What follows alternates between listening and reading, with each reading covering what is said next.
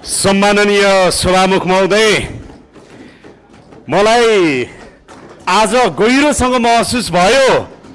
त्यो के भने 8वटा अध्यादेश सरकारले किन ल्याउनु पर्यो भनेर आज महसुस भइरहेको छ। मलाई किन ल्याउनु पर्यो भनेर महसुस भइरहेको छ सभामुख महोदय।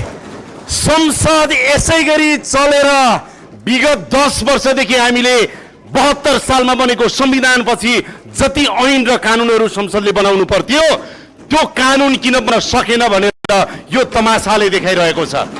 त्यसकारणले संसदीय तमासा जुन रूपमा हामीले देखाइरहेका छौं सधैँ सकारात्मक मात्रै हुँदैन। जनताका सवालमा, कानुन निर्माण गर्ने सवालमा सत्ता पक्ष र प्रतिपक्ष विपक्षी दलहरू त्यही रूपमा जवाफदेही र जिम्मेवार बन्नुपर्छ भनेर म विपक्षी दलका मान्य सांसदहरूलाई हार्दिकतापूर्वक अनुरोध गर्न चाहन्छु।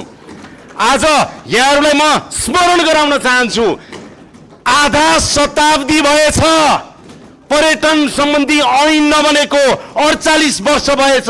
48 वर्षदेखि बन्न नसकेको ऐन हामी बनाउने प्रक्रियामा अगाडि बढिराख्दाखेरि तपाईँ एउटा प्रधानमन्त्री उपस्थित हुने या नहुने कुराले आधा शताब्दीदेखि बन्न नसकेको तपाईको यो ऐन बनाउने प्रक्रियालाई तपाईले हड्काउन मिल्छ?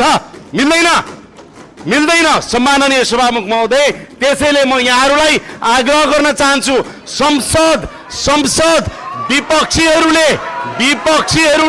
अवरोध गर्ने थलो त हो, तर संसद कानुन बनाउने थलो पनि हो।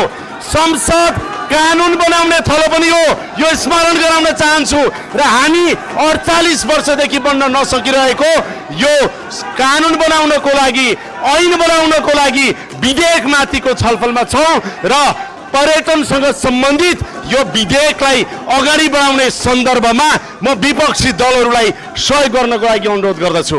सम्माननीय सभामुख महोदय, म भन्न चाहन्छु, खास गरेर यो विधेयक अगाडि बढिराख्दाखेरि पर्यटनका प्रकार, गन्तव्य, त्यस्तै गरेर पर्वतारोहणका कुरा र त्यस्तै गरेर यहाँहरूलाई म आग्रह गर्न चाहन्छु, क्यासिनो सम्बन्धी कयौं कुराहरू छन्, यसलाई संसदमा मात्रै नभएर गम्भीर रूपमा समिति र उपसमिति मार्फत लगेर गहिरो अध्ययन गरियोस् भन्ने पनि म अनुरोध गर्न चाहन्छु। धेरै धेरै धन्यवाद।